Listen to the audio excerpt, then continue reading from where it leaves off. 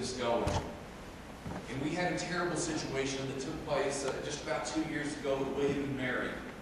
A very radical left-wing chancellor comes in, who I've done battle with in the UNC system. He was former dean of the law school of UNC. And I sued his wife. It's a whole story. But anyway, I don't have time for it. He moves to William and Mary. And the first thing that he does is show up and he sees the chapel.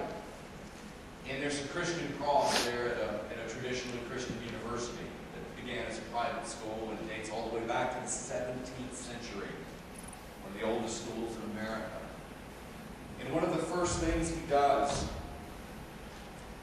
is to go in and to have that Christian cross removed. And the alumni are furious. Someone calls me and said, "Didn't you tangle with this guy before? I read your first book. What can you tell me about him?" And it was all bad. And this one angry alum gets an email list, and he just keeps writing me back. Next time there's 10 people on the list. Next time there's 100. He's furious over the cross being taken out. All he wants is for the cross to be put back in the chapel where it belongs. Imagine you have to go all the way to the chapel to be offended by Christianity. Imagine the absurdity of the notion. It's almost as crazy as a speech on the safe side of me or something like that, but I don't want to digress. It's unbelievable. The great moment comes, though, for the alums in William and Mary, when subsequently a thing called the Sex Workers Art Show that was traveling the country, prostitutes, including some transvestites, will get up and strip at universities. They go to Duke University. You would think they had enough of strippers after the rape incident. They go the next year. One of them shows up, and one of the strippers actually places a sparkler in a body part that cannot be named and lights it while the Star-Spangled Banner is playing. Sponsored by the Women's Resource Center. The intellectual quality of academic life at Duke University. Yes, I did briefly attend Carolina, but I promise you that it's still an objectively correct statement. They're in trouble. William and Mary does the same thing.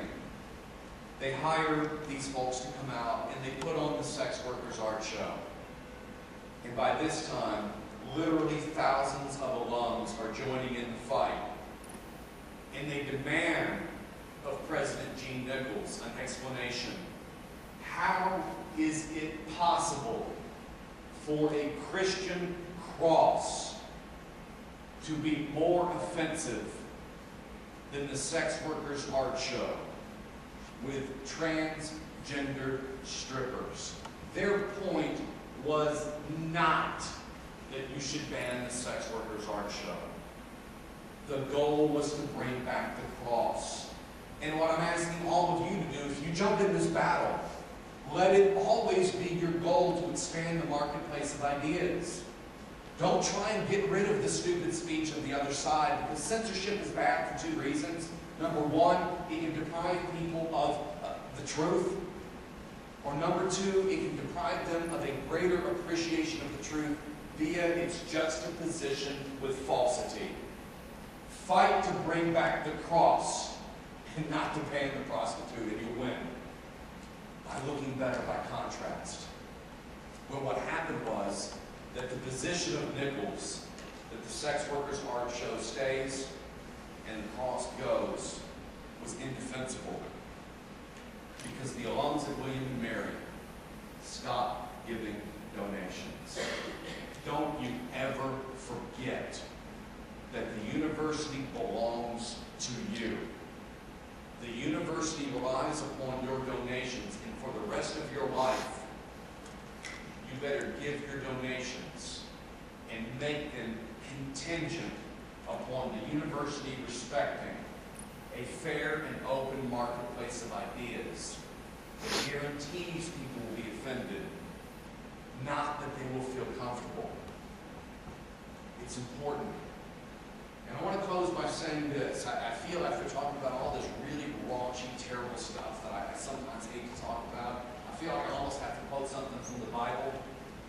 And I really honestly feel as if the situation that we are in today is analytically indistinguishable from the situation that the Jewish tribes were facing in Numbers 14. Numbers is one of those books a lot of people think, you read it when you've got insomnia, it's counting a bunch of tribes and things like that. It's a little bit slow, it's a little bit boring. Not true.